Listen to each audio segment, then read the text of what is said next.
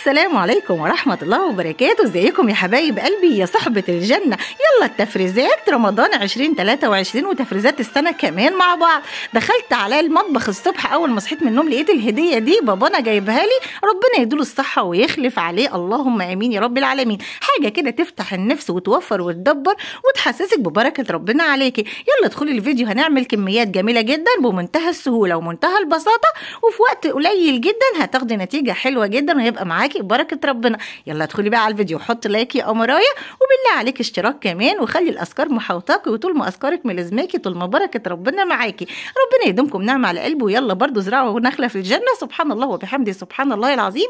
ولو ليا قبول عندك اشتركي في القناة، يبقى كتر الف خيرك لو قعدتي كام دقيقة كمان في الفيديو عشان الفيديو يترفع. ويلا نقول بسم الله.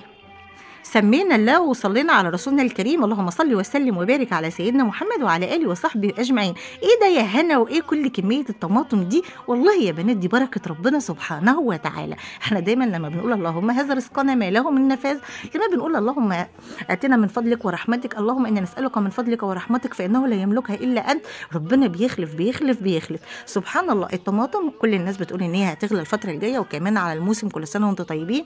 في شهر رمضان الخضار والحاجات دي كلها بتغلى، وانتوا عارفين اصلا الدنيا سبحان الله بتغلى كل يوم عن التاني. ربنا يرحمنا برحمته، اللهم امين، ويرزقنا بركته.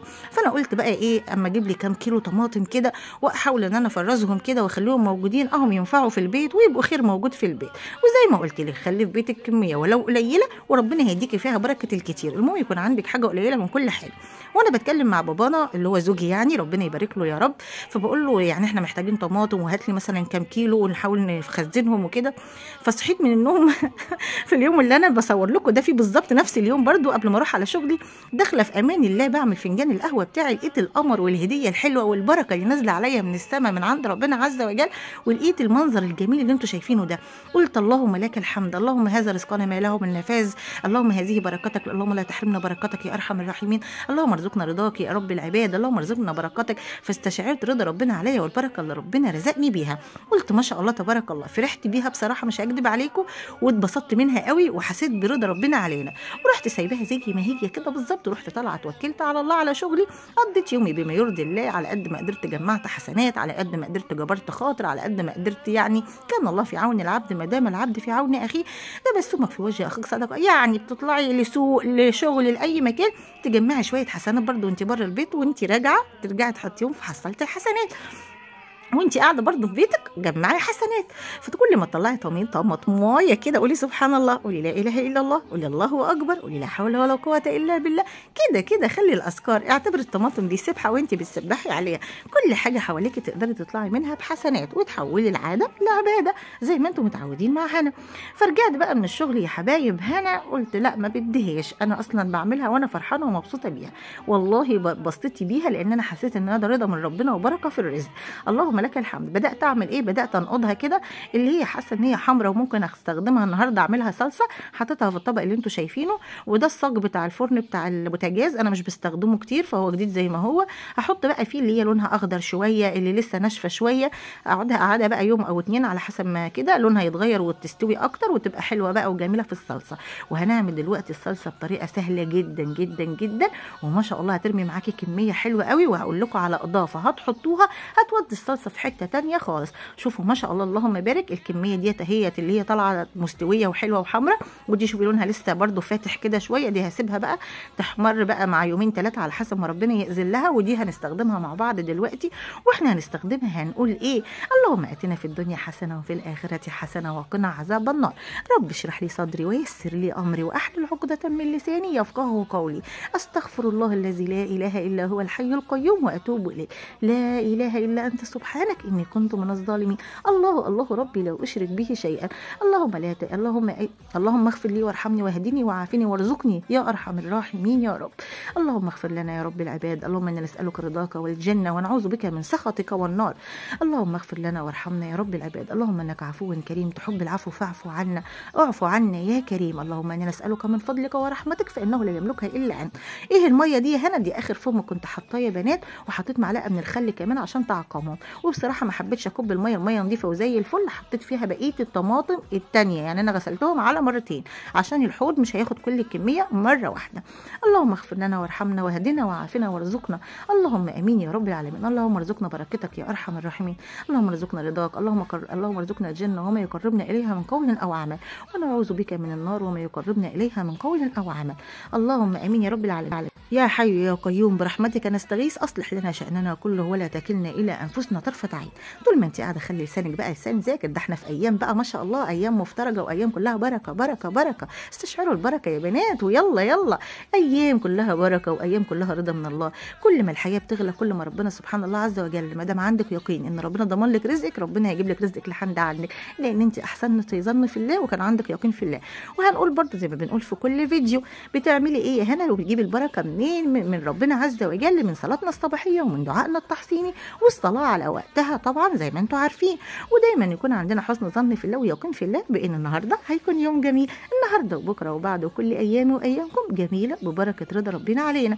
عملتي ايه يا هنا؟ ما عملتش اي حاجه يا حبايب هنا غير ان انا حطيت الطماطم في الحلتين زي ما انتم شايفين، وجبت بنجرايه صغيره والله صغيره، قسمتها هتلاقوها هناك باينه ايه، قسمتها بس هي ما جاتش معايا في التصوير، قسمتها حطيت نصها هنا ونصها هنا مش اكتر من كده، ومعلقه سكر هنا ومعلقه سكر هنا، وما شاء الله شوفوا كميه الطماطم نزلت لحد قد ايه. وبالهاند بلندر، ولو عندك خلاط يلا حطي حبه حبه في الخلاط واضربيهم وصفيهم، ما شاء الله هيبقى زي الفل معاكي. اللهم لك الحمد يا رب العباد. بركه يا بنات، كميه صلصه جميله خام مركزه موجوده عندك في اي وقت تستخدميها، سواء رمضان سواء غير رمضان، خليها بركه معاكي، موظفه هتريحك صدقيني ما شاء الله تبارك الله. اللهم بارك في عمر امي، علشان انا كل ما هستخدم الهاند بلندر ده هدعي لامي ربنا يديها الصحه ويبارك في عمرها. وبما ان احنا قلنا ندعي يلا ندعي. اللهم بارك في عمر امي هي وجميع امهات المسلمين، وارحم ابويا واغفر له هو وجميع اموات المسلمين. اللهم اشف مرضانا ومرضى المسلمين، وارحم موتانا وموتى المسلمين. اللهم امين يا رب العالمين. اللهم ال50 جنيه دي راحت فين؟ هقول لكم قصتها دلوقتي، هقول لكم حالا. اللهم بارك في عمر امي قلناها خلاص. اللهم اشف مرضانا ومرضى المسلمين، وارحم موتانا وموتى المسلمين. اللهم امين. اللهم ارزق ام محمد حبيبه الذريه هي وردينا عاجلا غير اجل يا رب العباد. اللهم فك كرب كل مكروب وسد دين كل مديون يا رب العالمين. عندنا كمان يا حبايبي اختنا معانا في القناه ام محمود عبد العزيز، ربنا يبارك في عمرها، هي جديده معانا في القناه، طالبه مننا ان احنا ندعي لابنها ربنا يصلح حاله ويهديه ويفك عقده لسانه، هو عنده توحد. حبيبي ربنا يشفيك ويعافيك، اسال الله العظيم رب العرش العظيم ان يشفيك يا حبيبي. اللهم امين. كلنا ندعي لابن اختنا ام محمود عبد العزيز. كمان ماما منى حبيبتي في القناه، امي وامنا كلنا، يا ربنا يا رب يا رب اللهم امين يشفيها ويعافيها. هي عندها التهاب في الاعصاب بتاعت ايديها، عايزين كلنا ندعيها علشان البرد والحاجات دي بيعمل التهاب زياده. يا رب يا ماما منى يعافيكي من اي مرض ومن اي تعب يا حبيبتي، وتفضلي جوه القناه منوراني كده وعلى راسي من فوق، وامنا وام كل اللي موجودين. اللهم امين يا رب العالمين. كل اللي جاي جديد حابه اقول له نورتني وشرفتني ووجودك على راسي من فوق. اللهم امين يا رب العالمين. كل اللي جم بيقولوا كلمه تكبر الخاطر، ربنا يكبر خاطركم جبرا يتعجب له اهل الارض والسماء. شوفوا الصلصه ما شاء الله خام كده وتقيله ازاي يا بنات ومركزه. اللهم لك الحمد، بركه بركه بركه. وهتشوفوا بقى الحلتين الكبار اللي انتم شايفينهم دول هم قد ايه من الكميه اللي انا كنت جاياني الصبح في نفس اليوم. شوفوا البركه، صدقوني يا بنات اقول لكم بقى كمان البركه لما تصلي قيام الليل.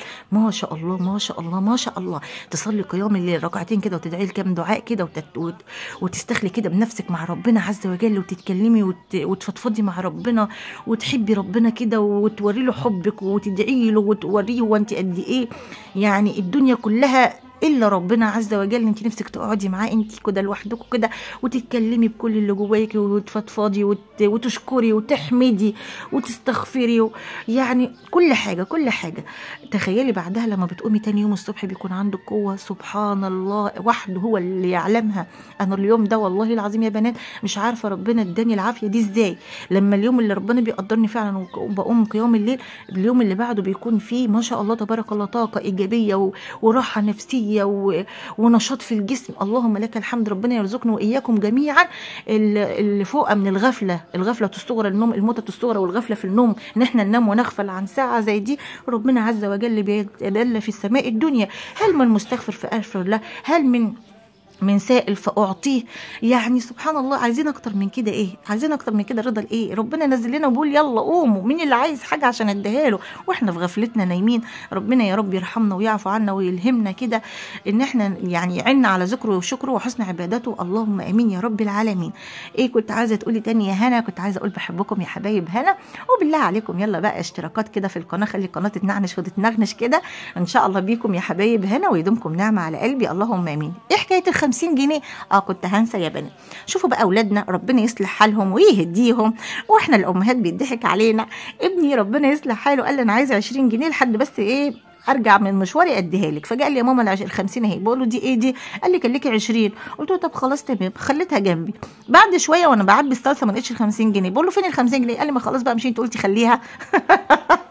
العيال ما بيصدق اهو. شوفوا اهو ايدي جت اهي، وبقول لكم حطوا اللايك عشان خلي ال 50 جنيه، وهو بيضحك عليا سحب ال 50 وحط اللايك. شفتوا اللايك ابو 50 جنيه؟ يلا بقى انتوا حطوا لايكات اكتر من كده.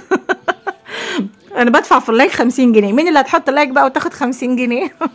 شوفوا ما شاء الله يا بنات، اللهم بارك. عملت كميه قد ايه؟ وده ده رف من الارفف بتاع الديب فريزر، انا فضيته وغسلته كويس وحطيت فيه كيس من تحت علشان يبقى حافظ عليه نظيف وزي الفل. وهبتدي بقى ارص، وهتشوفوا دلوقتي هنرص مع بعض كميه الصلصه زي ما انتم شايفين، وهتاخد ما شاء الله الدرج بياخد كميه حلوه اللهم بارك.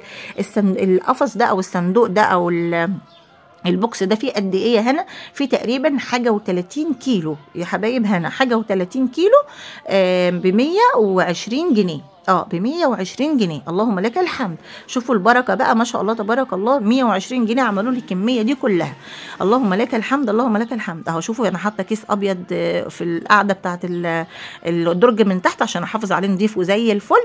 وابتدي بقى احط كيس الصلصه عكس بعض علشان ما تاخدش مني مكان، وبرده خليها مبططه كده عشان ما تاخدش منك مكان، ويبقى كده ما شاء الله الدرج ياخد منك معاكي كميه كبيره. انا ما شاء الله تبارك الله امبارح بقول سبحان الله البركه يا ربي البركه يا ربي. انتوا دلوقتي خلوكم معايا وهتشوفوا ما شاء الله تبارك الله الكميه دي كلها من قد ايه من الكميه اللي كانت عندي اصلا. اللهم لك الحمد يا رب اللهم لك الحمد يا رب. خلينا عندنا يقين، ادعوني كما امرتكم وسارزقكم كما وعدتكم. ايوه عيشوا بالروح دي وعيشوا بالنفسيه دي وعيشوا بالجمال ده. خليكم مع ربنا هتلاقوا ربنا معاكم في كل حاجه. وتخيلوا بقى عطيه ربنا ولا عطيه العبد. اللهم لا تجعل حكمنا بيد عبد، اللهم لا تجعلنا بركتنا ورزقنا الا من ايديك يا رب. اللهم امين يا رب العالمين اللهم امين. استشعروا الايام الحلوه اللي احنا داخلين عليها، ما شاء الله ايام كلها بركه ورزق وفرحه وسعاده وهنا. فرحي نفسك وفرحي بيتك وفرحي اولادك. انت مش عارفه بكره شايل لك ايه او هعمل ايه، يعني الحمد لله الحمد لله الحمد لله على كل حال. اللهم لك الحمد حمدا كثيرا طيبا مباركا ملء السماوات وملء الارض وملء ما بينهما وملء ما شئت من شيء بعد اهل الثناء والمجد. احق ما قال العبد وكلنا لك عبد يا ارحم الراحمين يا رب العالمين. ربنا يديمكم نعمه على قلب. شوفوا الكميه ما شاء الله قد ايه. يبقى دايما نصلي على النبي عليه الصلاه والسلام علشان ناخد البركه كلها. اهو شوفوا ما شاء الله يا بنات تلت القفص تلت الكميه صدقوني. انتظروني بقى في فيديو تاني هنعمل بقيه الطماطم انواع تانية من الصلصه كلنا بنحتاجها طول السنه، وهتهون علينا حاجه بتبقى صعبه علينا لما بنيجي نعملها. يلا مين اللي هتخمن وتعرف انا هعمل صلصه ايه؟ بحبكم يا حبايب هنا. ربنا يديمكم نعمه على قلبي اللهم امين اللهم امين اللهم